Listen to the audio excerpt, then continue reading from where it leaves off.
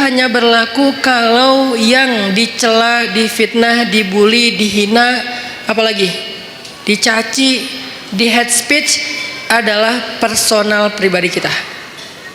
Berlaku kalau yang dihina itu adalah pribadi kita. Walaupun tetap kemarin saya tegaskan, pilihan sikap bukan hanya diam. Kita boleh bersikap dengan merespon. Seperti yang saya cerita, ada Rachel, dia merespon, tapi dengan cara agak easy going, santai gitu, nggak terlalu emosional. Itu juga boleh. Atau kita mengambil sikap menjelaskan, tabayun, bahasa yang sering kita dengar, itu juga boleh. Atau kita mengambil sikap marah. Atau ada orang, ya jangan kita lah ya, kalau dalam kasus ini ada orang mengambil sikap marah, dia tersinggung. Kita harus memaklumi kan.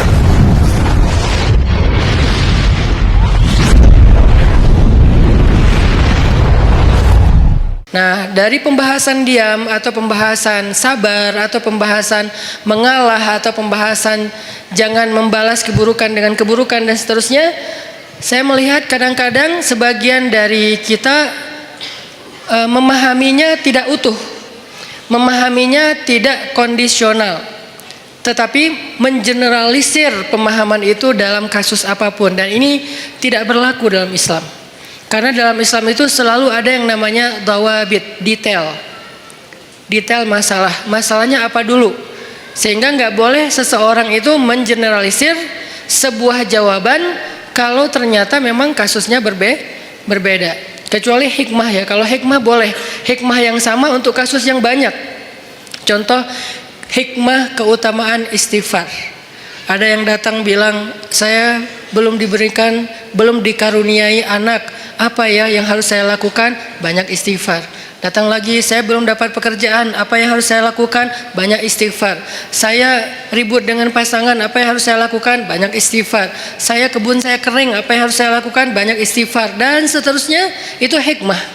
Kalau hikmah itu kayak mutiara, dia punya banyak sisi dan semuanya bercahaya. Tapi kalau jawaban yang sifatnya adalah hukum dan seterusnya, fikih, ini nggak bisa mengeneralisir semua masalah dengan satu fatwa. Kadang-kadang dalam satu hal dia boleh, tapi dalam kondisi yang lain dia menjadi tidak boleh atau sebaliknya. Nah, pemahaman tentang pembahasan kita bab diam kemarin, ketika kita menyimpulkan bahwa diam itu adalah pilihan orang-orang bijak, diam itu adalah baik, diam itu justru cara kita membela diri, gitu kan ya. Diam cara paling baik untuk membela diri, bukan membela agama. Itu dua kalimat yang berbeda. Diam cara paling baik untuk membela diri, bukan membela agama. Kalau membela agama atau ada kemungkaran kita diam, itu kalau bahasa ulama dia adalah syaitan dalam wujud manusia. Nauzubillah min dzalik. Nggak boleh diam. Cuman kita juga perlu belajar, kalau nggak boleh diam terus kita ngapain? Karena ada orang bilang kita nggak boleh diam, tapi dia juga nggak ngerti ngapain setelahnya, nyikapinnya gimana, ngeresponnya gimana, ekspresinya gimana. Nah, ini semuanya adalah pembahasan yang tidak satu kali pertemuan. Kita harus membahasnya secara berturut, kemudian kita mencoba memahaminya dari semua kondisi. Kemarin kita membahas masalah bahwa diam itu adalah cara untuk membela diri yang paling baik. Nanti fadilahnya akan ditolong oleh Allah, dinaungi malaikat, didoain malaikat. Itu hanya berlaku kalau yang dicela, difitnah, dibully, dihina, apalagi dicaci, di hate speech adalah personal pribadi kita. Berlaku kalau yang dihina itu adalah pribadi kita. Walaupun tetap kemarin saya tegaskan, pilihan sikap bukan hanya diam. Kita boleh bersikap dengan merespon. Seperti yang saya cerita, ada Rachel, dia merespon, tapi dengan cara agak easy going, santai gitu, nggak terlalu emosional. Itu juga boleh. Atau kita mengambil sikap menjelaskan, tabayun, bahasa yang sering kita dengar, itu juga boleh. Atau kita mengambil sikap marah. Atau ada orang, ya jangan kita lah ya, kalau dalam kasus ini ada orang mengambil sikap marah, dia tersinggung. Kita harus memaklumi karena dia manusia biasa, selama marah dan tersinggungnya tidak berlebihan. Jadi ini banyak pilihan sikap, tapi di antara semua pilihan sikap itu ternyata pilihan diam menjadi salah satu yang terbaik. Salah satu yang terbaik, bukan satu-satunya. Sehingga nanti kalau ada ustadz lain atau ada anggapan lain mengatakan ini pilihan yang terbaik ketika kita lagi disakiti secara pribadi, itu juga mungkin salah satunya. Saya nggak mau mengatakan, mengklaim satu-satunya yang terbaik itu adalah yang saya katakan. Enggak, salah satunya.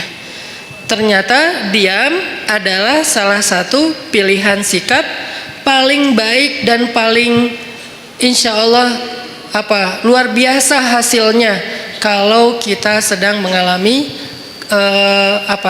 kezoliman terhadap diri kita secara pribadi. Tapi terhadap orang yang dalam tanggungan kita, keluarga kita, orang tua kita, pasangan kita, anak kita, saudara kita, bahkan saudara seiman kita, itu beda lagi. Karena kalau misalnya ada saudara seiman kita disakiti, kita diam, berharap terus nanti malaikat akan mendoakan kita, ini kayaknya ini agak klise ya. Enggak seperti itu pemahamannya. Kalau saudara seiman kita dizolimi, disakiti, maka berlakulah hadis Nabi, tolonglah saudaramu yang zalim atau yang terzolimi. Yang zalim atau yang terzolimi. Para sahabat bertanya, ya Rasulullah, menolong saudara kami yang terzolimi, kami mengerti, maklum, itu sesuatu yang semua orang insya Allah memaklumi. Maklum itu bahasa Arab, maklum. Tapi menolong saudara kami yang menzolimi, itu gimana? Kata Nabi, cegah dia dari perbuatan zalim, berarti engkau telah menolong dia. Ini artinya menolong saudara kita yang dalam keadaan terzolimi, teraniaya, difitnah, disakiti, kita boleh menolongnya, kita boleh merespon, kita boleh membela, tapi dengan cara-cara yang juga harus ada di dalam etika moralnya seorang yang beriman. Tapi kalau diri kita, maka contoh-contoh yang saya angkat kemarin rata-rata lebih ke sikap dia kalau dia pribadi yang disakiti. Ada siapa kemarin? Maryam. Ada Aisyah nanti di surat An-Nur. Ketika Aisyah dituduh selingkuh dengan Sofwan, Aisyah diam. Maryam dituduh berzina, nggak punya suami tapi punya anak, Maryam diam. Nah ini artinya yang dituduh, yang disakiti itu adalah personal orangnya, sehingga sikap orang itu adalah diam setelah dia mencoba untuk tabayun sewajarnya. Sekali dua kali setelah itu tidak dilanjutkan karena sudah dijelaskan, sehingga tidak berlanjut dengan perdebatan. Itu adalah tutorial diam dalam kondisi ketika kita sedang disakiti. Lalu bagaimana kalau misalnya yang dibully, yang difitnah, yang dicela, yang dihina itu adalah agama, bukan pribadi kita, tapi agama. Contoh yang bagian dari agama udah nggak bisa dipisahin itu pertama adalah masalah Allah sebagai Rabb, sembahan, pencipta, pemilik, pemelihara, harapan kita, tempat kita bergantung, pokoknya dengan segala keluasan makna Rabb. Kalaupun nggak utuh, agar mudah dipahami kita menyebutnya Tuhan. Walaupun itu bukan kalimat yang bisa menjelaskan secara utuh dari makna Rabb. Tapi setidaknya sedikit menjelaskan kepada kita, oh Allah berarti Tuhan. Kalau Allah sebagai Tuhan yang dicela gimana? Kalau Nabi sebagai Rasulullah, kekasih Allah, teladan kita, kekasih kita yang dicela gimana? Kalau syariat yang dicela gimana? Kadang-kadang bukan dicela secara langsung, tapi dibikin jadi tidak berharga. Itu juga mencela kan? Ada hal yang sakral dalam agama dibilang sesuatu yang biasa aja. Ini nih sesuatu pencelaan dengan cara yang tidak langsung terhadap agama. Nah, gimana kita responnya? Apakah kita diam? Apakah kita merespon? Terus gimana cara kita ngerespon? Itu yang akan kita bahas pada malam ini. Jadi bisa dibilang malam ini tuh kayak diam part 2 lah. Jadi masih tema yang sama, tapi kelanjutannya supaya kita dapat tambahan angle. Oh, kalau angle-nya gini ternyata sikapnya nggak sama, berubah lagi. Oh, ternyata kalau angle-nya ini hasilnya beda lagi gitu. Ini adalah kelanjutan dari pembahasan pada pertemuan kita yang sebelumnya. Oke, sebelum kita membahas lebih lanjut tentang diam part 2 ini, cara kita menyikapi orang yang menyakiti hal-hal yang prinsip dalam keimanan kita, Allah, Rasulullah, syariat, Al-Quran, hadis, ulama, apalagi orang soleh, termasuk bahkan saudara, keluarga, masyarakat, tetangga, mukmin disakiti, gimana sikap kita? Maka sebelumnya yuk kita sama-sama tilawah dulu firman Allah di dalam surat Ali Imran ayat 181. Di sini ada cerita yang berkaitan dengan tema kita. Karena menjelaskan sesuatu dengan cerita itu kayaknya akan jauh lebih universal. Surat Ali Imran ayat 181.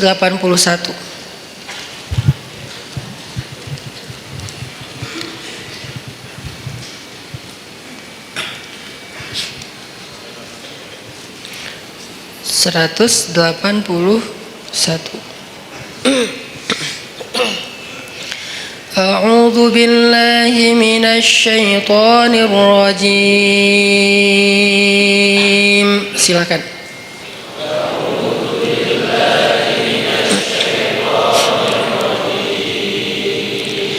Bismillahirrahmanirrahim.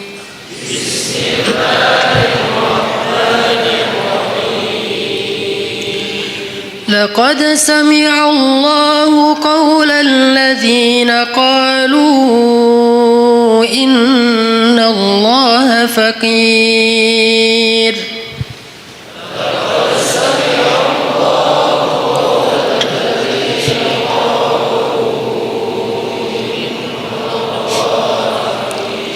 الذين قالوا إن الله فقير ونحن أغنياء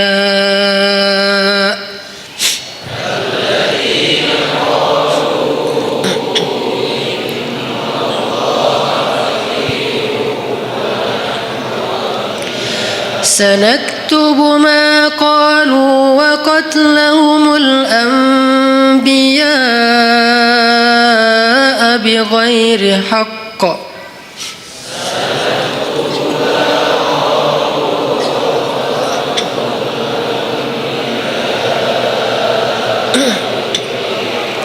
ونقول ذوقوا عذاب الحريق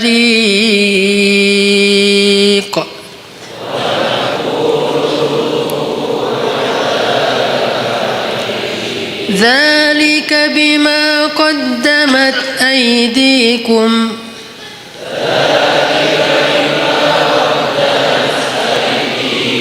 وأن الله ليس بظلام للعبيد.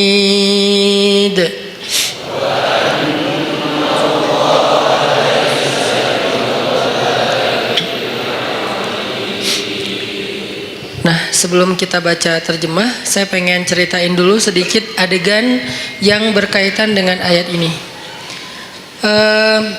Satu hari Abu Bakar As-Siddiq lagi main ke sebuah kawasan atau ke sebuah pasar tempat orang-orang Yahudi ngumpul. Jadi kayak di Madinah itu kan ada orang Islam sama orang Yahudi kan hidup berdampingan. Cuman seringnya orang Yahudi ini bikin masalah. Mereka membatalkan perjanjian, mereka mengganggu kaum muslimin, mereka menyebarkan fitnah, termasuk salah satunya fitnah Aisyah selingkuh. Akhirnya satu demi satu kabilah Yahudi itu kemudian diusir oleh Nabi karena berkali-kali melanggar perjanjian. Maka jadilah kota Madinah itu hanya tinggal kaum muslimin saja. Tadinya Islam di Madinah itu sangat berdampingan dengan orang Yahudi karena dasarnya Islam itu kan rahmatan lil alamin ya, nggak mau ngerecokin orang, nggak mau ganggu orang, itu Islam banget tuh. Islam nggak mau ganggu orang, Nabi itu paling nggak enak ngerepotin orang, itu tuh Islam banget. Tapi juga Islam punya prinsip, dia punya hal yang buat dia itu nggak bisa ditawar. Salah satunya adalah kehormatan, apalagi yang berkaitan dengan kehormatan perempuan. Kemudian masalah ideologi, hal-hal yang akidah, syariah, sehingga muncullah kalimat lakum dinukum waliyadin. Kalian dengan cara agama kalian, kami dengan cara agama kami. Bisa nggak kayak gitu kita hidup? Nggak usah saling mengganggu. Bisa, oke. Tanda tangan perjanjian, jalan beberapa lama. Ternyata dilanggar sama orang Yahudi. Sekali dibiarin, diminta pertanggungjawaban 2 kali, kemudian Nabi menuntut 3 kali, udah berkali-kali sampai puncaknya yang paling parah, misalnya kayak membunuh, mempermalukan perempuan muslimah, ini udah nggak bisa ditawar, makanya diusir oleh Rasulullah SAW. Nah, waktu itu kaum Yahudi masih berdampingan dengan Nabi.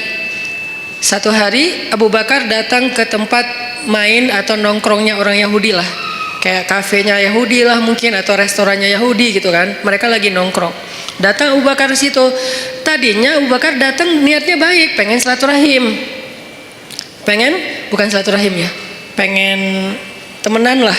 Karena sebetulnya silaturahim dalam makna aslinya hanya berlaku untuk keluarga. Sebutlah dengan bahasa kita silaturahim.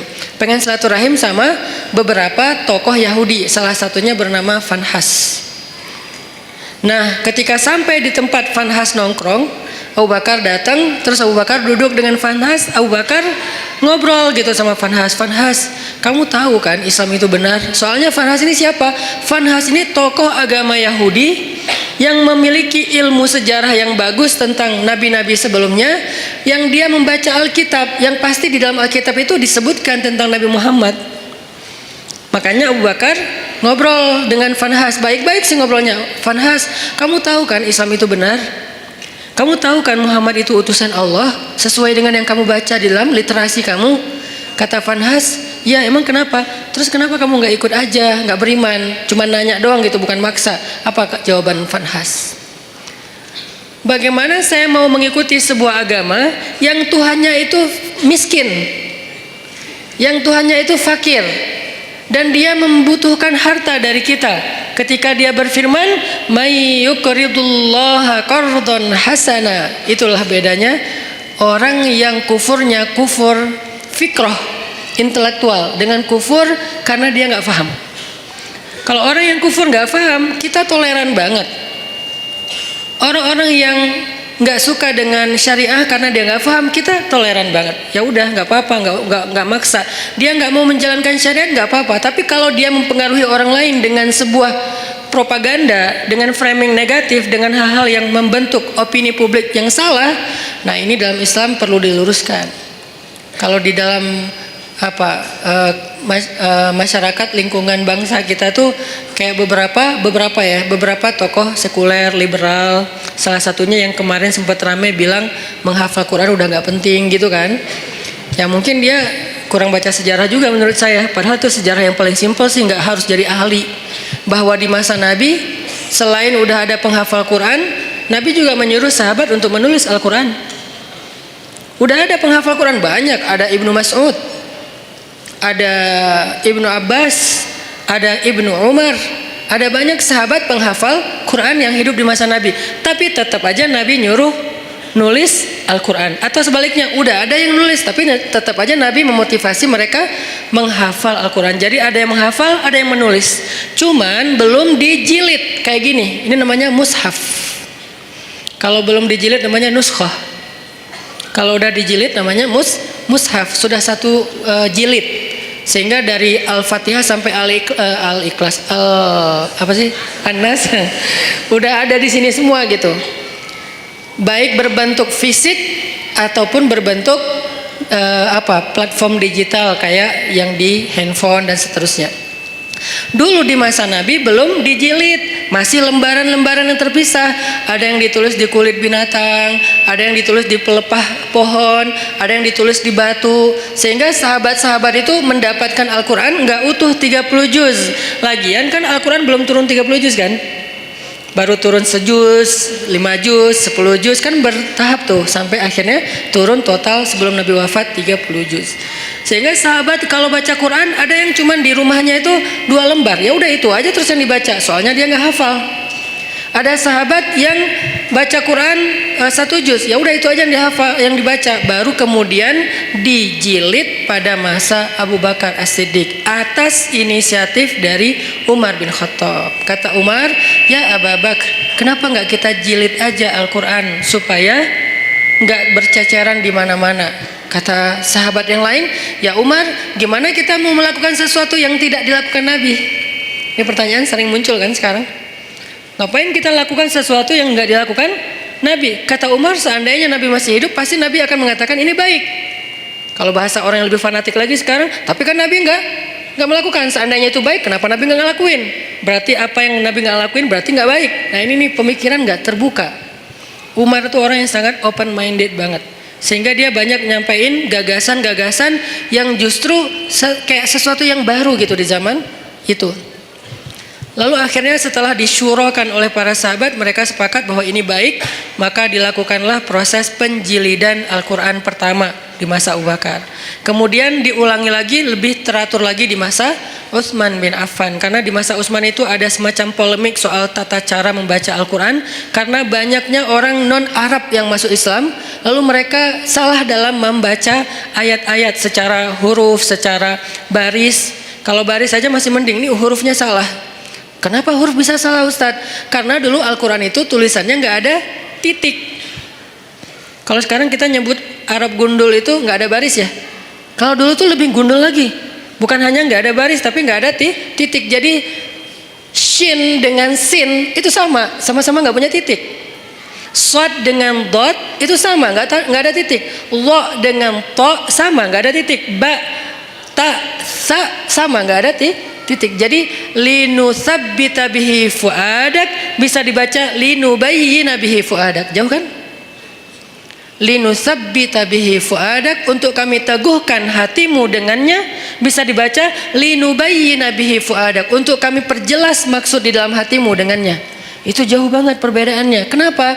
Karena tidak ada titik. Akhirnya banyak orang non-Arab yang masuk Islam di masa Utsman salah membaca huruf. Jadilah Al-Quran itu agak banyak kesalahan, dan itu rame yang membaca dengan cara yang salah. Akhirnya Utsman berinisiatif untuk mengumpulkan lagi cara baca yang tadinya 10 huruf menjadi 1 huruf. 1 huruf menjadi 10 qiraat, dan seterusnya. Itu pokoknya rumit lah pokoknya. Sejarahnya rumit. Intinya di zaman Nabi itu udah ada smartphone dalam bentuk tulisan di lembaran-lembaran. Atau kenapa tetap dianjurkan menghafal Quran? Ini jawaban paling logis menurut sejarah. Belum lagi nanti ada jawaban dari sisi spiritual, bahwa menghafal Quran itu fadilahnya luar biasa. Kita tuh dapat mahkota di padang mahsyar. Hanya orang yang tidak beriman atau ragu dengan janji Allah dan Rasul yang gak peduli dengan hal kayak gini, bahwa nanti dia akan pakai mahkota cahaya di padang mahsyar, dia bisa menyelamatkan 10 keluarganya. Gak bisa nyelamatin saudara kita, keluarga kita 10 orang dengan membawa smartphone. Di padang mahsyar, ya Allah, di smartphone saya nih ada Al-Quran, boleh gak saya selamatin keluarga saya? Jangankan keluarga, mantan aja gak bisa. Coba gimana?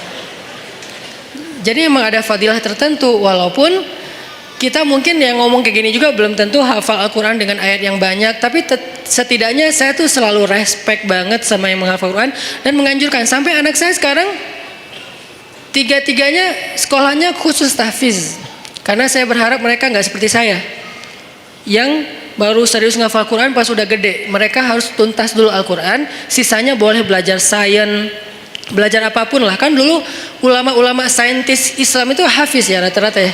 Jadi kayak ngafal Quran tuh bukan buat mereka, bukan karena mondok, bukan jurusan agama. Itu emang udah kayak jadi jadi budaya yang soleh di antara masyarakat Islam. Aisyah pondok tahfiz, Maryam pondok tahfiz yang pulangnya sebulan sekali. Yang saya cerita, saya juga kadang-kadang bete gitu, nggak bisa ketemu anak. Tapi harus sabar. Yahya masuk TK tahfiz.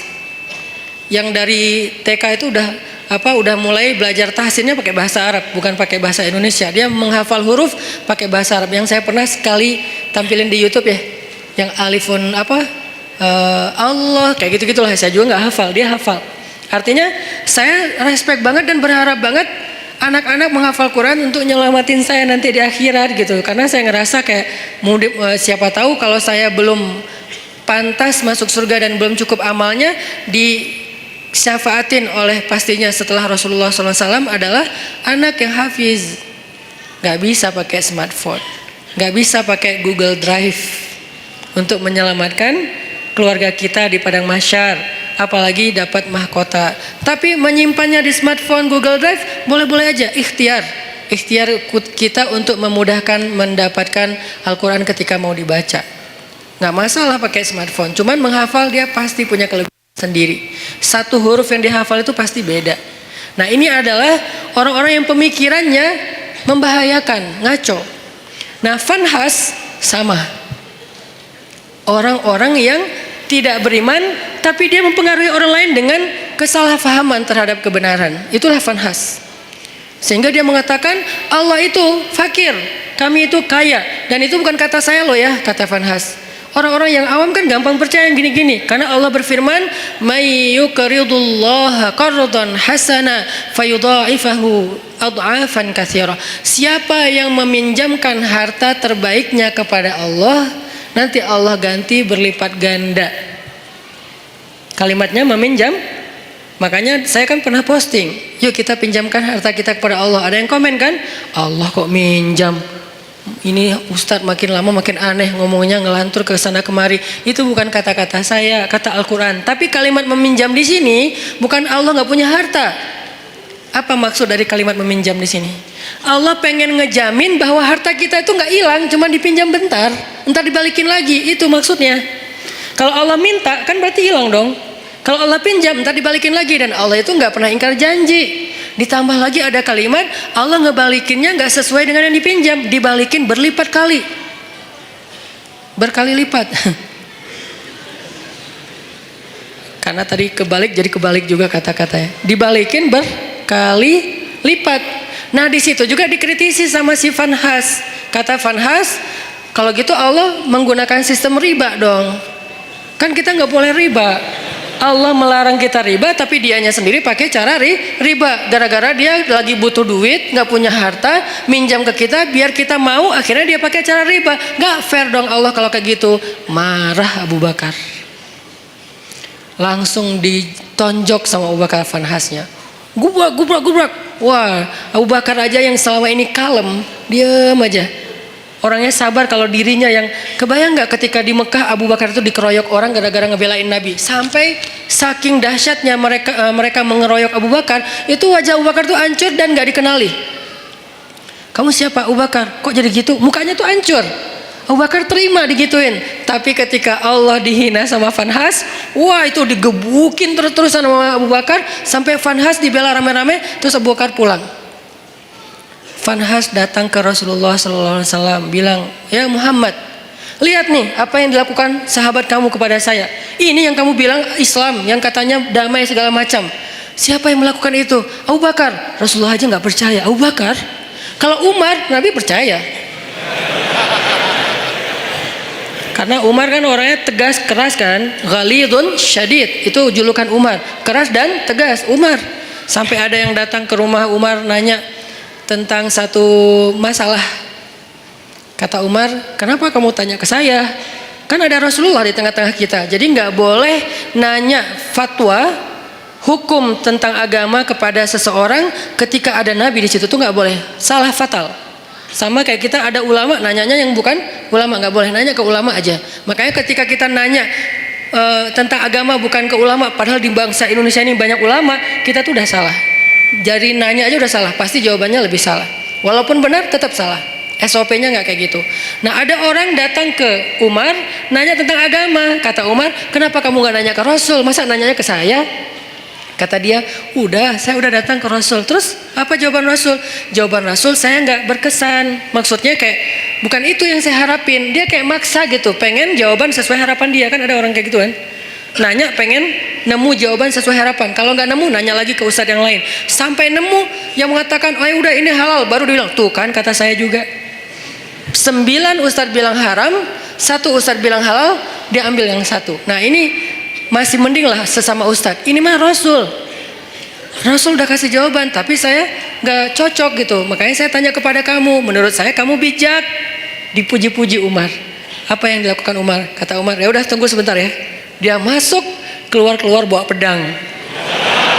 Udah dihunuskan pedangnya. Bukan bawa pedang dalam sarungnya, dihunuskan pedangnya. Ini nih jawaban saya nih, langsung kabur tuh orang. Itu Umar. Karena Umar tersinggung, dianggap sebagai orang bijak, sementara Rasul aja ditolak. Itu penghinaan buat Rasul dan penghinaan buat Umar sendiri. Makanya Umar langsung ngeluarin pedang, orangnya kabur. Tapi ini yang melakukan Abu Bakar, bukan Umar. Orang yang gak pernah dikenal, pernah mukulin orang. Satu-satunya yang pernah dipukul Abu Bakar itu cuma berhala. Ketika dia masih kecil, diajak ayahnya untuk ngelilingin tawafin berhala. Ayahnya yang tawaf, Abu Bakar duduk nungguin. Pas ayahnya udah pergi, berhala itu dilemparin sama Abu Bakar. Lo ngapain sih orang-orang tawaf ke lo, padahal gak bisa ngapa-ngapain. Itu Abu Bakar, salah satu sahabat, walaupun sedikit sekali jumlahnya, sahabat yang gak pernah syirik bahkan di masa sebelum Islam. Abu Bakar salah satunya. Abu Bakar, Khadijah, Ali. Ini orang-orang yang dari sebelum Islam pun mereka gak pernah syirik, gak pernah nyembah berhala. Tapi yang lain pernah lalu bertaubat dan masuk Islam, kemudian menjadi lebih baik. Abu Bakar yang melakukan. Rasulullah, Abu Bakar, dipanggil Abu Bakar. Lalu Nabi nanya baik-baik, karena ini Abu Bakar nih, orang yang wibawa, orang yang baik hati, orang yang lembut. Gak boleh langsung dipercayai aja nih omongan, apalagi nih Fanhas yang ngomong. Rasulullah nanya, ya Abu Bakar, ini perbuatan kamu? Ya Rasulullah. Nabi kaget. Jadi itu bukan hoax. Benar nih Abu Bakar nonjokin orang, gebukin orang. Ya Rasulullah. Ya Abu Bakar, kenapa kamu pukul dia? Apa jawaban Abu Bakar? Ya Rasulullah, inna aduwallah qala qawlan aziman annallaha faqirun wa annahum anillahi aghniya. Ya Rasulullah, sesungguhnya musuh Allah ini mengatakan satu kalimat yang sangat fatal, yang sangat buruk tentang Allah. Dia bilang Allah itu fakir dan mereka itu kaya dan tidak butuh kepada Allah. Maka ghadibtu lillah ya Rasulullah, saya marah karena Allah ya Rasulullah. Rasulullah nanya ke si Fanhas, Fanhas, benar kamu bilang Allah fakir? Enggak, namanya juga orang Bani Israel. Enggak semua Yahudi itu kayak gitu. Karena ada Yahudi yang lurus dulu, enggak tahu sekarang. Tapi umat Yahudi kan Nabi Musa Yahudi yang membawa agama Yahudi, kemudian nanti ada keluarga Nabi Musa yang Yahudi, termasuk sampai Zakaria, Imran Yahudi kan. Jadi bukan agamanya, Bani Israel lah yang paling bawel itu. Ternyata dia bohong, dia bilang enggak. Wah, Abu Bakar udah mukulin saya, sekarang dia memfitnah saya. Muhammad, beginikah didikanmu terhadap sahabatmu? Rasulullah bingung, mana yang benar nih? Abu Bakar mukul Fanhas, tapi Fanhas bilang saya nggak mengatakan hal yang kayak gitu, saya disakitin sama Abu Bakar. Abu Bakar itu emang benci sama saya sejak dulu. Akhirnya ketika Nabi tidak bisa menilai siapa yang benar siapa yang salah, turunlah ayat ini. Allah mendengar pembicaraan orang yang mengatakan Allah fakir dan kami kaya, dengan segala macam kemarahan Allah juga marah tuh. Di sini Allah kayak bilang, aku juga marah, bukan Abu Bakar doang, kata Allah. Jadi Abu Bakar kayak dibela gitu sama Allah. Abu Bakar, bareng kita marah sama dia. Gitu. Kan keren ya Abu Bakar ya di situ ya. Sampai Allah mengatakan apa tadi ayatnya teh? Wa naqulu dzuqu adzabal harik, dan kami balas ucapan mereka dengan kalimat dzuqu adzabal harik, rasakan azab yang membara. Itu tuh ancaman Allah kepada Fanhas nanti di akhirat. Artinya Allah tuh merestui Abu Bakar marah. Allah merestui Abu Bakar marah. Tapi kita jangan buru-buru menyimpulkan ini terus kita langsung take action ya. Wah ini bahaya, gue tonjokin aja nih. Jangan, karena ini nih Fanhas. Yang kita hadapi kan bukan Fanhas kan, beda-beda kan. Ada yang namanya apa, mungkin dia pakai nama Abu atau apalah kayak gitu-gitu kan. Ini nggak boleh difanhasin, karena kalau dia difanhasin nanti jadi rame, Islam malah yang jelek juga kan. Makanya ya hadapi aja dengan argumentasi ilmiah, hadapi aja dengan penjelasan yang meluruskan persepsi kepada masyarakat, nggak usah terpancing. Biarkan harusnya hukum yang bergerak di situ, karena emang kewajiban seorang yang memegang hukum, penguasa. Kalau dia nggak mengambil tindakan hukum, dia bertanggung jawab di hadapan Allah SWT. Dalam arti membiarkan orang menghina Allah, Rasulullah, agama Allah. Membiarkan saja dosa karena dia mampu untuk mencegah, untuk menyikapinya, untuk menghukum dengan cara yang terbaik. Di zaman Umar, ketika Umar jadi khalifah, ada tuh yang kayak gitu tuh. Suka nyebarin hal-hal yang kayak aneh, nyeleneh tentang agama. Asalnya dari Irak. Dia ini emang tokoh liberalnya Irak lah. Dia nyebarin fitnah tentang makna ayat Al-Quran. Saya lupa tapi ayatnya apa, nanti saya cek lagi. Tapi dia kayak bikin keraguan orang terhadap kebenaran Al-Quran. Kalau dalam bahasa ulama ini disebut dengan istilah syubhat. Makanya ada istilah raddus syubhat, menolak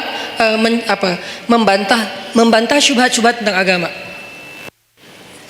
Ada yang mengatakan misalnya ternyata melakukan hubungan walaupun tidak halal, tidak resmi, tidak dalam akad nikah, asalkan sama-sama rela, itu sesuatu yang dibolehkan. Ini namanya syubhat, menyebarkan fitnah tentang agama di tengah-tengah masyarakat. Ini fatal banget dalam sebuah sebuah bangsa atau masyarakat. Di zaman Umar ada orang kayak gitu. Kalau kita baca sejarah kekhalifahan Umar itu luar biasa loh. Ada orang yang dideportasi karena terlalu ganteng. Selebgram terlalu ganteng, dan itu nggak ada hasil editan. Kalau saya kan ngeditnya lama kan ya, pakai editor terbaik lah, Rifat C. Tapi kalau ini nggak perlu diedit, udah emang ganteng. Rambutnya ikal sepundak, keren banget. Sampai saking gantengnya dia, cewek-cewek nggak mau nikah kecuali sama dia. Kan kasihan banget cowok yang lain ya, nggak mau nikah kecuali sama dia. Sampai ada cewek-cewek bikin syair tentang dia, kayak bikin lagu gitu tentang dia, di aransemen dengan cara-cara yang berbeda-beda. Ada syair isinya gini: seandainya tempat tidurku hangat bersama dengan dia. Coba, syair jahiliyah namanya. Aku ingin tempat tidurku terasa hangat bersama dia. Sampai gitu terdengar oleh Umar. Nauzubillah, kata Umar, innalillah, astagfirullah. Umar kan suka keliling-keliling gitu kan. Pas dengar itu Umar nanya kepada kayak kabinetnya, siapa cewek itu? Dia fansnya. Siapa cowok yang disebut di situ? Itu. Akhirnya dipanggil cowok itu ke tempat Umar. Kemudian Umar melihat, ganteng. Emang ganteng gitu. Kenapa kok cewek senang sama dia? Gantengnya di sebelah mana ya? Akhirnya Umar berkesimpulan yang buat dia makin ganteng itu emang mahkotanya adalah rambut. Rambutnya adalah mahkota. Akhirnya, kamu tahu kesalahan kamu apa? Apa wahai Amirul Mukminin? Kamu terlalu ganteng. Salah saya apa? Kan saya takdirnya lahir seperti ini, Ci. Ya udah, sekarang kamu harus dikurangi kegantengannya sedikit biar nggak jadi fitnah. Itu tuh di zaman Umar ada yang kayak gitu kejadiannya. Coba kayak gitu-gitu aja diurus oleh negara loh. Demi supaya, kan tugas seorang pemimpin itu adalah menjamin rakyatnya itu tidak terjadi masalah kan, termasuk masalah moral. Ini kan masalah moral yang nanti merusak juga masalah spiritual, iman, ibadah, kan jadi nggak khusyuk ngingat dia terus lagi sholat. Makanya nggak boleh. Nah akhirnya kata Umar, kamu harus dikurangin kegantengannya. Caranya dipotong rambutnya. Astagfirullahaladzim, digundul, dipotong sampai habis. Akhirnya ini hak saya gimana? Hak kamu adalah kamu akan dibayar oleh negara. Gara-gara dipotong rambut dibayar oleh negara. Akhirnya dia dipotong rambut. Besok datang lagi karena rambutnya udah habis, kan malu kan, rambut udah habis. Dia pakai sorban. Datang ke Umar. Kata Umar, ini lebih ganteng. Ternyata pakai sorban malah lebih keren lagi gitu. Aduh, Umar bingung nih gimana diapain. Masa dibuka sorbannya, kasihan, mempermalukan. Islam itu menjaga banget hak orang lain, gak mau mempermalukan. Dia tetap rambutnya dihabisin, tapi jangan dibiarin kelihatan orang banyak karena itu malu. Soalnya itu kayak aib kalau di Arab rambutnya pelontos gitu, itu aib. Sehingga akhirnya dikasihlah sorban. Malah makin ganteng. Umar bingung. Akhirnya Umar memutuskan dia harus dideportasi ke sebuah kampung yang isinya nenek-nenek. Kampung itu nenek-neneknya pas dia datang, gitu. Kan parah juga nih nenek-nenek. Akhirnya dia dideportasi ke luar negeri yang kampungnya isinya orang ibu-ibu tua, yang dia atas tindakan itu dia digaji oleh pemerintah. Ini adilnya Islam, hukum tegak tapi fair. Hukum tegak tapi fair. Dia nggak hanya dideportasi terus biarin dalam keadaan terlunta-lunta, enggak. Dia dikasih gaji oleh pemerintah. Tapi dia sendiri di tempat yang terasing. Tiba-tiba ibunya di kota Madinah datang ke Umar dan mengatakan, celaka engkau wahai Amirul Mukminin. Kenapa saya celaka ibu? Kata Umar. Karena engkau duduk bersama anak-anakmu, putra-putramu, dan engkau bersama dengan mereka dalam keadaan nyaman, bahagia, tapi engkau memisahkan saya dengan putra saya. Siapa putra ibu? Fulan underscore Fulan. Oh, yang selebgram itu? Iya. Ya udah, ibu maunya apa? Saya jauh dari putra saya kangen dengan putra saya. Kamu tahu nggak sih rasanya kangen gitu kan? Terus gimana maunya ibu? Saya pengen ketemu putra saya. Ya udah, akhirnya diputuskan oleh Umar, ibunya juga ikut dengan anaknya tinggal di sana, dibiayai oleh negara. Itu tuh masa kekhalifahan Umar, sampai hal-hal kayak gitu diurus. Termasuk laki-laki yang dari Irak tadi, orang sekuler Irak yang pengen ngacak-ngacak pemikiran umat Islam tentang Al-Quran. Dia mengatakan, ini lihat nih ayat nih kayak gini-gini. Tapi dia ngomongnya kemana? Dia ngomongnya di pasar, bukan di majelis para ulama. Bukan di masjid, di pasar. Karena kalau di pasar kan jarang ada ulama nih, sehingga orang percaya aja sama dia, sama omongannya. Dipanggil sama Umar, tahu nggak kesalahan kamu apa? Apa? 2. 1, kamu sudah menyebarkan fitnah agama di tengah-tengah masyarakat sehingga mereka ragu tentang Al-Quran. 2, kalau kamu nggak ngerti ayat itu, harusnya kamu tanya kepada ulama, bukan nanya kepada orang awam. Atas kesalahan yang fatal ini, maka saya hukum kamu dengan dicambuk. Karena dia udah nyebarin banyak fitnah. Orang sampai ragu nggak mau lagi baca Quran. Orang menganggap Al-Quran itu nggak otentik segala macam. Itu kan banyak kan obrolan orang sekuler tentang kayak gituan. Akhirnya dicambuk dan diancam, kalau kamu masih melakukan hal yang sama, maka saya akan berikan hukuman yang lebih berat. Akhirnya dia pulang ke Irak dan sejak itu dia taubatan nasuha. Itu terjadi. Nah, Vanhas kayak gitu banget. Yang nyebarin fitnah tentang agama Allah. Allah fakir, Allah itu riba, dan seterusnya dan seterusnya. Sehingga akhirnya Allah turunkan ayat tadi dan Allah membela Abu Bakar As-Siddiq. Nah, kalimat yang saya pengen kita renungkan dari kalimatnya Abu Bakar itu apa? Ghadibtu lillah ya Rasulullah. Saya marah karena Allah ya Rasulullah. Apa pelajarannya di sini? Ternyata Islam itu juga menganjurkan marah. Menganjurkan cinta, menganjurkan maaf, menganjurkan sabar, menganjurkan tersinggung, menganjurkan marah, menganjurkan membalas. Ada semuanya, tapi kondisinya berbeda-beda, konteksnya berbeda-beda. Kalau kita salah konteks, nggak jadi ajaran Islam lagi. Itu yang harus kita pelajari. Jadi bukan hanya agama cinta, tapi juga ada anjuran untuk supaya kita marah dalam kondisi tertentu. Bagaimana nggak marah ketika ada seorang perempuan muslimah dihina, dibuka auratnya, dilecehkan? Masa kita nggak marah? Rasulullah aja marah ketika ada perempuan muslimah lagi belanja di masjid, di pasar, belanja di pasarnya Yahudi, terus dilecehkan sama cowok-cowok anak muda Yahudi. Diapain? Roknya tuh diikat pakai tali, digantung ke tiang gitu. Pas dia jalan kan kesingkap karena ketarik tali kan, sehingga auratnya kelihatan. Dia malu, nangis, dibela, digunting tuh tali sama seorang laki-laki pemuda muslim, digunting talinya. Marah orang-orang Yahudi yang ngeprank si cewek ini nih. Mereka bilang, lo nggak usah ikut-ikutan, ini bukan urusan lo, ini saudari saya muslimah, saya harus membela sesama orang yang beriman. Lagian kalian zalim, ini kan kejahatan moral, kalian nggak punya akhlak kepada perempuan, nggak menghargai perempuan. Terjadi adu mulut lama-lama karena dia sendiri dikeroyok meninggal. Udahlah menghina perempuan, membunuh laki-laki yang mencoba membela perempuan tadi. Nabi langsung marah. Langsung dikumpulkan bala tentara yang kuat-kuat oleh Nabi menuju kepada kabilah itu, dikepung tuh kabilahnya. Setelah dikepung, Nabi memberi mereka kesempatan 2 pilihan. 1 pergi, 2 perang. Ini namanya marah fisabilillah. Jadi ada jomblo fisabilillah, ada mutusin fisabilillah, ada balikan fisabilillah, semuanya ada fisabilillahnya. Apa maksud saya fisabilillah? Ada jalan yang dibolehkan oleh Allah, ada kondisi yang dibolehkan oleh Allah. Jomblo fisabilillah itu kayak gimana? Jomblo yang sabar, yang tetap istiqomah, yang gak berputus asa dengan berbuat dosa, itu tuh fisabilillah banget. Jadi itu bukan bahasa-bahasa nyeleneh, justru itu sebuah ungkapan sederhana yang di dalamnya tuh terkandung banyak hikmah yang saya harapin kayak gitu. Jadi bukan jihad fisabilillah. Jihad fisabilillah ada juga jihad fisabilillah taghut. Orang yang berjihad bukan karena Allah. Begitu juga dalam urusan yang lain. Ghadibtu lillah ya Rasulullah. Saya marah karena Allah ya Rasulullah. Berarti apa? Di antara cabang-cabang iman adalah emosi. Perasaan cinta, perasaan malu, perasaan takut, perasaan marah, itu semuanya bagian dari iman.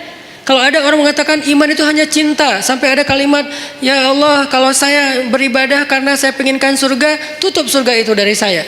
Kalau saya beribadah karena saya takut neraka, masukkan saya ke neraka. Saya beribadah hanya karena cinta kepadamu. Ini membentur-benturkan 2-3 hal yang sebetulnya tiga-tiganya baik. 1, roja, mengharapkan surga, itu baik, bagian dari iman. 2, khauf, takut neraka, itu juga bagian dari iman. 3, mahabbah, cinta kepada Allah, itu juga bagian dari iman. Tiga-tiganya emosional, perasaan. Ternyata iman itu juga menyangkut urusan perasaan. Sehingga pertanyaannya, sudah berimankah perasaan kita? Jangan-jangan yang baru beriman lisan kita. Asyhadu an la ilaha illallah, asyhadu anna Muhammadar Rasulullah. Lisan kita beriman. Apakah hati kita beriman? Yaitu yakin. Apakah perasaan kita beriman? Yaitu takut kepada neraka, mengharapkan surga, mengharapkan ampunan Allah, cinta sama Allah, kangen sama Allah, cinta sama Rasulullah. Itu kan imannya, perasaan. Sudah berimankah pikiran kita? Artinya pikiran kita itu yadhkurunallaha qiyaman wa qu'udan wa ala junubihim. Ingat Allah terus. Dalam keadaan berdiri, duduk, berbaring, itu kayak simbol dari totalitas kehidupan dia. Ingat Allah terus. Itu berarti pikirannya sudah beriman. Sudah berimankah tangan kita yang tercegah dari menyakiti orang lain? Sudah berimankah kaki kita yang tidak mau melangkah ke tempat-tempat dosa? Sudah berimankah sekujur tubuh kita dengan segala bentuk amal solehnya? Termasuk perasaan. Sehingga orang yang tidak marah ketika agamanya dihina, orang yang tidak marah ketika Allah dihina, Rasulullah dicela, itu tuh berarti imannya, perasaannya belum utuh keimanannya. Saya nggak bilang nggak beriman ya, karena itu terlalu ekstrim menurut orang tidak beriman. Tapi dalam bab itu dia belum utuh keimanannya, belum baik keimanannya. Karena harusnya dia marah. Cuman yang harus kita perjelas juga adalah gimana cara kita marah. Gimana cara kita mengekspresikan marah? Marah harus, tapi mengekspresikannya ada banyak cara dan itu sangat kondisional. Gak bisa digeneralisir. Tapi marah harus. Tersinggung harus. Coba kalau ada yang menghina ibu kita, marah nggak? Marah pasti, nggak mungkin nggak marah. Salah nggak kita marah? Nggak salah. Cuman gimana cara kita marah, kan gitu kan? Waktu kecil dulu kan suka gitu kan? Ada teman kita menghina ayah kita dengan dibuat foto ayah kita di tanah terus diinjak-injak. Nih ayah kamu nih, gitu kan ya. Akhirnya kita, wah lu ngina ayah gua. Akhirnya berantem. Waktu kecil suka gitu tuh. Ngalamin gak sih masa-masa kayak gitu? Udah gak ada ya? Kalau yang milenial mungkin gak ngalamin. Kalau saya kan sebelum milenial, udah agak tua. Dulu pernah ngalamin masa-masa si bolang kayak gitu tuh. Terus kita kayak bikin kertas, tulis nama ayah saya Abdurrahman, nama ibu saya Kartini. Jadi ibu saya Kartini itu cuma saya yang boleh nyanyi itu. Ibu kita Kartini, cuma saya, karena ibu saya Kartini namanya. Kartini Abdurrahman, nih gua injak-injak nih gua sobek-sobek nih. Wah bener nih lo cari masalah sama gua. Akhirnya berantem, atau dibalas kalau nggak berani berantem, nulis juga nama ayah dia sama ibu dia. Kita sobek-sobek juga, ujung-ujungnya sih berantem juga. Kenapa kita marah? Karena kita cinta sama orang tua kita, nggak mungkin enggak. Kadang-kadang kita kayak sebel sama ibu kita, tapi kita nggak rela ada orang menghina ibu kita kan? Kadang-kadang kita kayak beda pendapat sama orang tua kita, tapi kita nggak rela ada yang menyakiti orang tua kita. Itu tuh udah pasti. Umumnya kayak gitu. Hanya anak durhaka yang nggak kayak gitu. Umumnya orang kayak gitu. Gimanapun dia nggak dekat sama orang tuanya, gimana pun dia kayak nggak nyaman dengan orang tuanya, kadang-kadang berdebat, berselisih sampai marah, tapi dia nggak rela orang menyakiti orang tuanya. Apalagi ini lebih dalam rasanya daripada masalah keluarga. Kenapa bisa gitu Ustadz? Karena suatu hari Umar bin Khattab datang kepada Nabi mengatakan, ya Rasulullah, aku mencintaimu lebih dari apapun kecuali diriku sendiri. Cinta itu perasaan, bagian dari iman. Kata Nabi, belum sempurna wahai Umar. Artinya belum cukup wahai Umar. Belum cukup iman kalau hanya baru mencintai Rasul lebih dari apapun juga selain diri sendiri. Belum cukup wahai Umar. Artinya imannya belum utuh. Terus gimana ya Rasulullah? Katakan aku mencintaimu lebih daripada apapun termasuk diriku sendiri. Ya Rasulullah, aku mencintaimu lebih daripada apapun termasuk diriku sendiri. Al-an ya Umar, al-an, sekarang baru cukup wahai Umar, baru cukup. Dan Umar nggak ngomong dengan lisannya saja, dia ngomong dengan perasaannya. Kalau dia udah ngomong itu tuh benar-benar rasanya dalam sedalam itu.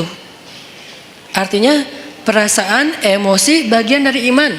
Sehingga yang harus kita syahadatkan dalam tanda petik, yang harus kita islamkan, yang harus kita cas terus keimanan dalam diri kita, bukan hanya wawasan di kepala kita dengan duduk di taklim, bukan hanya lisan kita dengan mengucapkan kalimatan thayyibah, tapi juga termasuk rasa, perbuatan, akhlak, semuanya harus ditanya, sudah berimankah diri kita? Sudah berimankah akhlak saya? Sudah berimankah pandangan saya? Karena pandangan orang yang beriman tidak akan melihat aurat. Pandangan orang yang beriman tidak akan melihat yang dosa. Nanti di atas mereka ada yang lebih dahsyat lagi. Jangankan aurat orang lain, aurat sendiri aja nggak mau ngelihat. Siapa dia? Ali bin Abi Thalib.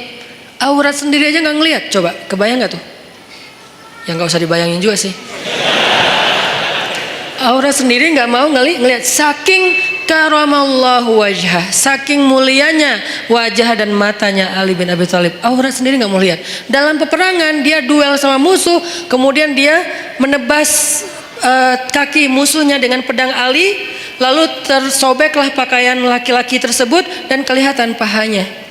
Ali langsung palingkan wajahnya, nggak mau ngelihat paha musuh. Coba, padahal lagi perang tuh, bukan lagi jalan, lagi kayak kena motor atau apa misalnya sobek, enggak. Dan itu cowok, kebayang nggak cewek? Kalau kita cewek, ini cowok, artinya ya apa sih, teman doang atau apa gitu kan ya. Walaupun ada sebagian yang mengatakan paha bukan aurat. Kalau yang mengatakan paha bukan aurat berarti adegan itu bukan paha, lebih dari itu. Kalau yang mengatakan paha itu aurat berarti kejadian itu hanya sebatas paha. Dua-duanya pendapat ulama dan kita hargai. Yang jelas Ali nggak mau ngelihat, langsung memalingkan wajahnya. Nah, musuhnya kan curang, di mana-mana kan di film juga yang fiktif, yang namanya antagonis selalu curang kan. Nggak ada yang antagonis tapi baik hati, itu namanya bukan antagonis, hero. Dia pasti curang. Begitu Ali sebagai superhero-nya balik arah, dia nyerang, curang kan? Tapi Ali, yang digituin Ali gitu, salah orang. Ali balik arah, justru pedangnya tuh lagi siaga. Begitu dia nyerang, diputerin lagi tuh pedang, putus leher musuh tersebut. Dan itu musuh bukan orang biasa, legendnya orang Mekah. Yang sahabat-sahabat gak berani duel sama dia, diam semuanya. Ali yang berani. Siapa yang mau menantang saya? Diam sahabat yang lain. Kata Ali, gak ada yang bangkit. Ya Rasulullah, saya. Kata Rasulullah, Ali duduk aja Ali. Gak ada cowok di antara kalian yang berani nantang saya. Marah kan Ali digituin kan ya. Sahabat-sahabat diam. Kenapa gak ada yang bangkit? Itu tuh terkenal Amru, orang yang paling jago berpedang di antara orang Mekah, belum pernah kalah sama sekali. Jadi benar-benar menang KO terus gitu. Amru yang menantang. Diam. Ali bilang, ya Rasulullah saya. Ali, aku gak tega kalau sesuatu terjadi sama kamu. Rasulullah aja kayak ngerasa Ali gak bisa ngalahin dia. Ali diam, tapi gregetan banget. Siapa yang berani nantang saya? Atau kita pulang aja nih, udah beres. Akhirnya, ya Rasulullah, jangan biarkan dia menghina Islam, biarkan saya menghadapi dia, Allah yang akan menolong saya. Ali, hati-hati ya. Ya Rasulullah, datanglah Ali. Akhirnya tarung dan Ali menang telak dalam pertarungan waktu itu. Ini nih karamallahu wajah. Matanya itu mata yang beriman, telinganya telinga yang beriman, lisannya lisan yang beriman, wajahnya wajah yang beriman. Gimana wajah yang beriman? La tahkiranna minal ma'rufi syai'a walau antalqa akhaka biwajhin taliq. Janganlah kalian ngeremehin amal soleh walaupun kecil, walau sekedar bertemu dengan saudaramu dengan wajhun, wajah, bahasa Arab jadi bahasa Indonesia, wajah yang apa, sumringah, wajah berseri-seri, wajah yang happy. Jangan ketemu teman kita cemberut aja. Kamu kenapa? Enggak, emang muka saya emang kayak gini. Nah, kalau itu beda ya. Tapi berusaha untuk tersenyum, itu tuh wajah beriman. Jadi wajah aja, ada wajah beriman, ada yang wajah tidak beriman. Wujuhu yauma idzin muswaddat, gitu ya kurang lebih. Pokoknya wajah mereka hari itu dalam keadaan tertutup debu, dalam keadaan alaiha ghabarah, dalam keadaan tertutup debu, dalam keadaan hitam legam. Itu wajah orang kufur. Sedangkan orang yang beriman, wajahnya bercahaya, wajahnya happy, wajahnya bahagia dari sejak di dunia. Wajah kita sudah berimankah? Kemudian apa lagi? Hati kita sudah berimankah? Perasaan kita sudah berimankah? Tangan, kaki kita sudah berimankah? Rambut kita sudah berimankah? Dan seterusnya, semuanya. Gimana rambut yang beriman Ustadz? Nabi melarang kita untuk membuat rambut yang terlalu ditipisin sebelah ya, sampai tinggal di atas doang gitu kan. Itu dalam Islam dilarang. Berarti rambut yang beriman yang nggak kayak gitu. Kalau ditipisin dikit nggak apa-apa, tapi ini tipisin habis tinggal gini doang. Ya, itu tidak dianjurkan dalam Islam. Berarti rambut yang beriman, rambut yang biasa-biasa aja. Kalau bisa agak luar biasa dikit. Tadi kayak cowok yang keren tadi, rambutnya sepundak, ikal. Kalau nggak mampu Ustadz, karena kalau udah saya panjang nggak turun ke bawah, naik ke atas, ya udah jangan dipaksain. Tergantung jenis rambut. Yang jelas rapi, terus dirawat sama dia kan ya. Itu rambut orang beriman. Ternyata iman itu bukan hanya soal sholat, puasa, termasuk perasaan. Jadi marah itu bisa jadi bagian dari iman kalau tepat dalam kondisinya. Sehingga Abu Bakar marah, ghadibtu lillah ya Rasulullah. Itu kata kuncinya. Aku marah karena Allah wahai Rasulullah SAW. Sehingga kita wajib marah teman-teman. Sampai Nabi pernah mengatakan juga dalam masalah perasaan dan iman itu ada hubungannya. Kata Nabi, salasun man kunna wajada fihi halawatal iman. Man kunna fihi wajada halawatal iman. Ada 3 hal yang kalau seseorang itu ngerasain kalau seseorang itu mendapatkannya berarti dia merasakan nikmatnya iman. Merasakan puncaknya iman. Merasakan loh ya, bukan melakukan, bukan mengatakan, bukan memikirkan, tapi merasakan, rasa. Dan 3-tiganya rasa. Ada 3 perasaan yang kalau seseorang mendapatkan dalam dirinya berarti dia berada di puncaknya iman. 1. Ayyakunallahu wa rasuluhu ahabba ilaihi mimma siwahuma. Ketika Allah dan Rasul lebih dicintai olehnya dari apapun juga. Cinta, perasaan. Yang kedua, perasaan juga. Ayyuhibbal mar'a la yuhibbuhu illa lillah. Mencintai seseorang dan tidak mencintainya kecuali karena Allah. Mencintai sesama muslim, mencintai ulama, mencintai habaib, mencintai para kiai, mencintai guru-guru kita, mencintai orang yang soleh, yang lebih soleh dari kita, mencintai, itu perasaan. Dan itu adalah wajada halawatul iman, puncaknya iman. Ketiga, ayyakraha ayyauda ilal kufr kama yakrahu ayyuqadhafa finnar. Benci. Ternyata benci juga bagian dari iman. Benci bagian dari iman. Jadi kalau ada orang Islam itu tidak membenci, benci. Kepada apa dia benci? Kepada dosa, kepada kemungkaran, kepada kekufuran dia benci. Makanya bahasanya ayyakraha ayyauda ilal kufr. Dia benci untuk kembali kepada kufur. Saya enggak mengatakan kalimatnya benci kepada orang kafir, enggak. Benci kepada kembali kepada kekufuran. Artinya perbuatannya. Dia benci dengan perbuatan dosa, bermaksiat. Dia benci. Berarti kalau kita udah bisa membenci dosa-dosa kita di masa lalu, insya Allah kita sudah merasakan puncaknya iman. Benci. Jadi kalau dikatakan Islam itu nggak ada kebencian, ada kebencian dalam banget. Kebenciannya bagian dari 70 cabang iman. Tapi bencinya siapa? Apa? Yang dibenci adalah dosa. Makanya ada ayat Allahumma habib, ada doa Allahumma habib ilainal iman wa zayyinhu fi qulubina wa karrih ilainal kufra wal fusuqa wal isyan waj'alna minar rasyidin. Itu doa diambil dari ayatnya walakinnallaha habbaba ilaikumul iman wa zayyanahu fi qulubikum wa karraha ilaikumul kufra wal fusuqa wal isyan wa ja'alakum minar rasyidin. Allah menjadikan kalian apa mereka gitu sebagai orang yang mencintai keimanan dan menjadikan rasa cinta itu indah dalam hati mereka. Lalu menjadikan mereka benci kepada kekufuran dan itulah orang yang mendapatkan petunjuk.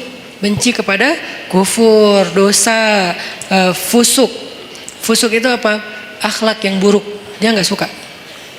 Jadi kalau kita ngelihat ada orang yang perangainya nggak bagus dan kita ngerasa itu kayak entertain, hiburan, ini kita berarti nggak punya benci nih.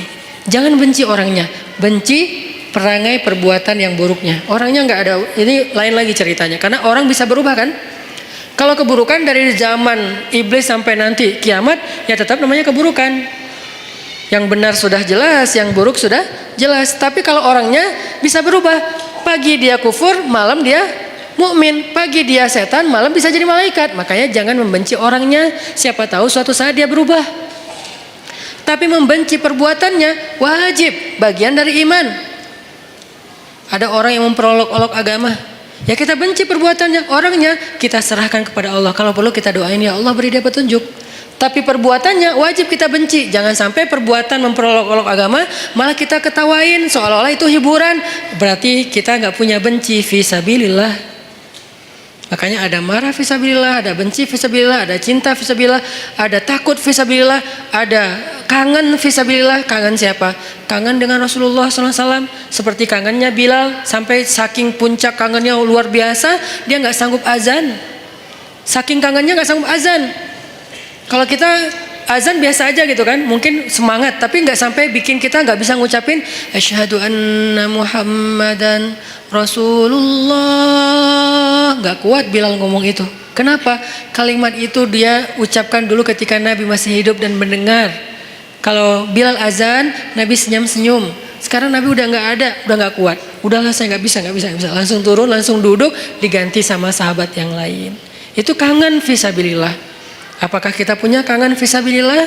Apakah kita punya cinta fisabilillah? Apakah kita punya benci fisabilillah? Apakah kita punya marah fisabilillah? Apakah kita punya memaafkan fisabilillah? Karena semuanya perasaan. Sakit hati fisabilillah ada, tapi ada juga sakit hati yang nggak dibolehin. Baper fisabilillah banyak. Makanya baper itu bisa jadi ibadah. Tergantung konteks. Kan baper itu bawa perasaan kan? Benar nggak sih artinya? Salah satu di antara baper yang berpahala yang gimana? Baper ketika sholat. Allahu Akbar. Idza waqa'atil waqi'ah. Udah mulai baper tuh. Bawa perasaan. Begitu disebutkan tentang orang-orang yang golongan kiri, wah udah nggak kuat lagi. Dia nangis, dia gemeteran. Saking gemeteran lututnya nggak kuat menanggung beban tubuhnya, dia tersungkur. Kharru, tersungkur, lalu dia sujud, sujadan, dia sujud, wabukiya, dan dia menangis dalam sujudnya. Siapa dia? Umar bin Khattab, orang yang paling baper dalam sholatnya. Kalau udah baca ayat-ayat kiamat di dalam sholat, Umar baper banget. Makanya ada baper yang negatif, ada baper yang positif, sehingga semua itu soal perasaan teman-teman. Untuk itu kita perlu belajar. Wah saya sedih nih, saya kecewa nih, saya tersinggung nih, saya marah. Nah, yang terakhir pertanyaannya gimana cara kita mengekspresikan kemarahan kita, Ustadz? Kalau yang dihina itu Allah, Rasulullah, Islam, bahkan orang tua kita, keluarga kita, apa yang harus saya lakukan? Jangan membalas keburukan dengan keburukan. Itu prinsipnya. Tadi dibacakan di sholat isya kita, idfa billati hiya ahsan. Balaslah dengan cara yang lebih baik walaupun kita marah. Lalu bagaimana dengan cerita Abu Bakar As-Siddiq? Tapi di situ bukan hanya ada satu tokoh, ada Fanhas. Nah, apakah kita tahu persis yang kita hadapi itu Fanhas? Jangan-jangan kita menjudge Fanhas banget ini, padahal dia bukan Fanhas. Dia bisa jadi adalah orang Badui yang mengencingi Masjid Nabawi. Kan itu juga perbuatan yang menghina Islam kan? Dia datang ke Masjid Nabawi, dia buang air kecil di situ. Lalu Umar udah siap-siap tuh, saya penggal nih kepalanya nih, saya penggal nih. Kata Rasulullah, ya Umar, mahlan, tunggu Umar. Ya Rasulullah, dia udah menghina masjid, dia menghina agama kita dan segala macam. Dia tuh masuk ke masjid buang air kecil loh. Lebih dahsyat. Nabi kemudian mengatakan, tunggu, jangan ganggu dia. Maksudnya kalau sahabat langsung nyuruh dia pergi kan terganggu, soalnya dia lagi menyelesaikan hajatnya kan, kepotong kan, terganggu kan, sakit. Akhirnya beresin dulu, tunggu. Udah beres, yuk kita cari air, ambil air, bersihin. Udah disiram sama sahabat, dipanggil dia sama Rasulullah. Kamu dari mana? Dari kampung ini. Oh pantesan. Dia tuh orang pedalaman yang tidak tahu peradaban. Di tempat dia, semua tempat itu toilet. Karena buat mereka tuh kan biasa aja. Maaf ya, di beberapa tempat kita ngelihat kadang-kadang orang buang air sembarangan kan.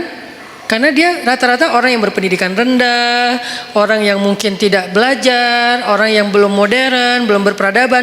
Buat dia biasa aja kayak gitu, malah kadang-kadang gak malu. Nah, laki-laki ini kayak gitu kondisinya, orang jahil, orang badui, orang pedalaman, nggak pernah belajar. Dia nggak tahu kalau ini tempat suci, dia buang air aja di situ. Ditanya sama Nabi dari mana? Dari tempat ini. Oh, kamu tahu nggak ini tempat apa? Nggak tahu. Ini tuh rumah ibadah kami. Di sini kami menyembah Allah, kami belajar, kami duduk di sini, kami menjaga kesuciannya.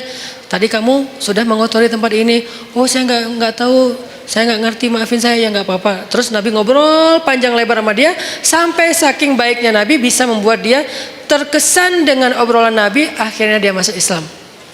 La ikraha fid din, tidak ada paksaan dalam agama, tapi yang ada ta'liful qulub, membujuk hati. Kemarin pas saya jalan ke Korea, saya ngobrol sama Chan, sama sekali saya nggak mau ngomongin Islam di depan dia kalau dia belum bertanya. Tapi alhamdulillah sepanjang saya di sana nggak ngomongin Islam sama sekali. Pas pulang baru semalam dia posting foto-foto kita di sana. Dia bilang sekarang saya merasa tertarik untuk belajar Islam setelah bertemu dengan Ustadz Hanan dan keluarga. Ternyata kok asik banget, santai. Saya nggak dipaksa, saya nggak dimarah-marahin. Pas saya salah membeli makanan Korea, apa namanya teh? Apa? Bukan samyang. Ya cireng lah pokoknya, cireng Korea gitu ya, kimbap. Nah, pas lagi beli kimbap kan ada porknya kan, dia nggak dimasukin ke dalam gulungan kimbap itu, dia kan salah. Tapi saya malah bayarin, bukan membeli, saya malah bayarin karena udah terlanjur dibeli pasti harus dibayar. Akhirnya kalau belum terlanjur dibeli saya nggak akan beli. Tapi karena udah terlanjur dibeli dan pasti Chan akan bayar, saya bayarin. Tapi saya nggak mau makan. Saya ngomong ke dia pelan banget, Chan maaf ya, maaf banget nih. Saya tahu kamu niatnya baik, tapi maaf karena kamu nggak paham tadi itu ada pork di situ. Walaupun nggak dikasih ke sini tetap nggak boleh bagi kami. Maaf ya. Oh ya nggak apa-apa. Dia malah respect. Alhamdulillah sekarang pengen belajar Islam. Walaupun hidayah itu di tangan Allah, bukan di tangan kita. Kita hanya ikhtiar. Akhirnya orang Badui ini masuk Islam. Setelah masuk Islam, dia doa, ya Allah, berilah rahmatmu kepada saya dan kepada Rasulullah, yang lain jangan. Dia sebel sama yang lain. Karena tadi mau dimarahin kan sama yang lain. Kata Nabi, kenapa doanya kayak gitu? Ya Rasulullah, saya sebel sama mereka. Kalau doa yang baik-baik supaya malaikat mendoakan juga kamu dengan kebaikan yang sama. Oh gitu ya Rasul. Ya Allah, rahmati saya, Rasulullah dan yang lain-lain juga. Beres kan ya? Ini nih siapa? Ini bukan Fanhas. Ini orang yang belum mengerti tentang kebenaran. Kalau Fanhas ngerti banget, malah Alkitab, dia ngerti Alkitab, Taurat, Injil, Al-Quran bahkan. Makanya dia tahu ayatnya. Bukan orang biasa, beda sikapnya. Kalau kepada orang kayak gitu, kita memberitahu. Ada orang yang bertanya atau komentar karena dia nggak ngerti, kita jelasin, kita luruskan kalau bahasa saya di komen. Bukan saya marahin, saya luruskan. Kadang-kadang ada teman-teman yang niatnya baik, pengen bela saya, tapi malah marah-marah. Saya juga berharap jangan. Ini Ustadz Hanan, malu nggak lo? Jangan ngomong kayak gitu. Ini mempermalukan orang. Saya juga cuma ngomong kalau ini tentang saya diam. Kalau tentang Rasulullah, saya luruskan. Kayak gitu bahasanya. Saya pilih diksi yang tidak menjudge. Sehingga nanti sikap kita mudah-mudahan mewakili wajah Islam, walaupun nggak sempurna. Soalnya kita manusia biasa ya. Islam sempurna banget, tapi kita nggak sempurna. Setidaknya kita udah berusaha untuk menampilkan wajah Islam terbaik yang kita mampu. Orang baru tertarik. Nah, idfa billatihi ahsan, balaslah dengan cara yang lebih baik. Ada di surat apa itu? Coba kita buka surat Fussilat, surat ke-41 ayat 34. Idfa billatihi ahsan. Kalau kita bisa membalas keburukan orang dengan cara yang lebih baik. Maksud cara yang lebih baik itu gimana Ustadz? Bisa jadi orangnya kita pahamkan. Itu kan cara lebih baik kan? Dia menghina Islam, kita nggak menghina dia. Kita nggak menghina agamanya, kita pahamkan.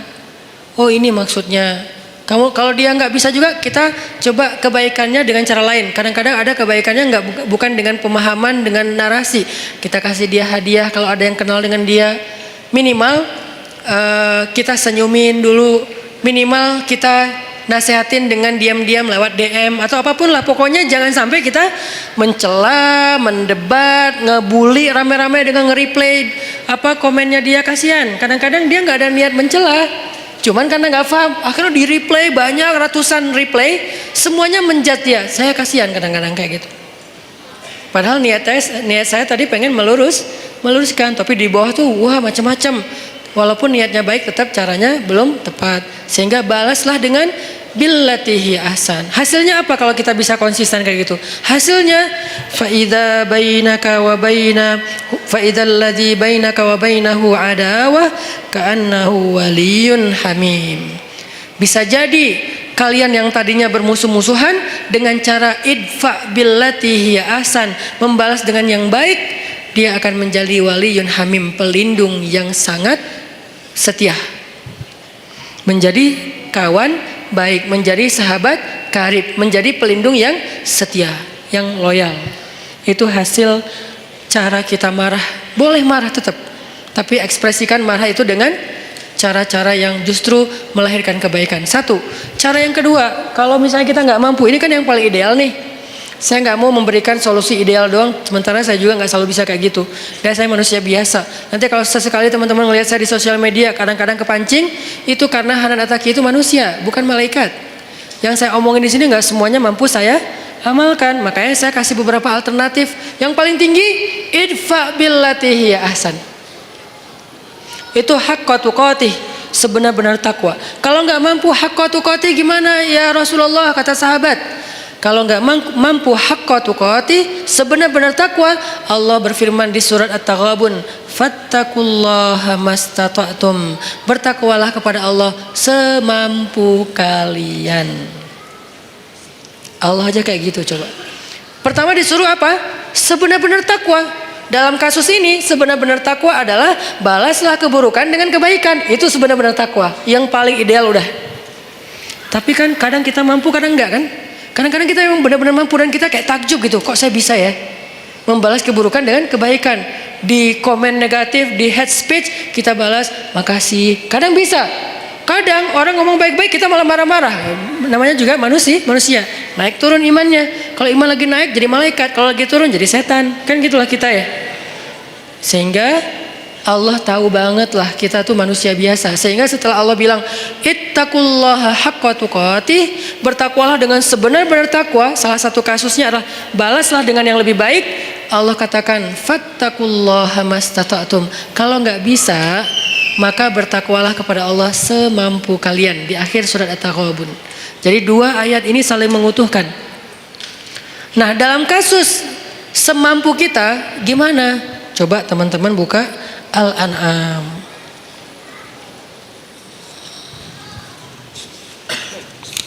Di surat Al-An'am ayat 68. Coba lihat surat Al-An'am ayat 68. Wa idza ra'aital ladzina yakhuduna fi ayatina fa'arid anhum hatta yakhudu fi haditsin ghairihi wa imma yunsiyannaka asy-syaitanu fala taq'ud ba'da adh-dhikra ma'al qaumidh dhalimin. Kalau ada orang yang memperolok-olok ayat Allah, yang memperolok-olok agama Allah, yang memperolok-olok syariat Allah, maka janganlah kamu maka berpalinglah kamu dari mereka. Itu kalau kita nggak bisa membalas dengan yang lebih baik, udah berpaling aja, jangan ikut-ikutan. Di grup ya udah diam. Live group Ustadz, ya mungkin ayat ini salah satu ayat tentang anjuran untuk live group. Kalau isi grupnya terus-terusan, semuanya kompak, hanya ngomongin yang nyeleneh-nyeleneh, kayak hal-hal yang aneh tentang agama, syubhat, ya udah kita dianjurkan oleh surat Al-An'am ayat 68 untuk live group. Ini juga live group fisabilillah. Live group karena Allah, bukan karena kita masalah personal. Saya nggak nyaman lagi di situ. Kenapa? Saya sering dicuekin. Itu bukan fisabilillah. Kalau saya broadcast nggak ada yang respon.